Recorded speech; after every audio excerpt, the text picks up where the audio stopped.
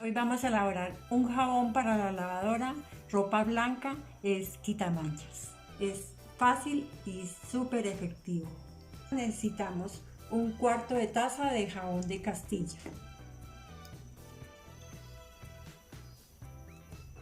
un cuarto de taza de vinagre blanco y también una cucharada de bicarbonato de sodio. Estuvo listo nuestro desmanchador para la lavadora. Esta cantidad que tenemos aquí nos va a servir para cuando la lavadora esté completamente llena.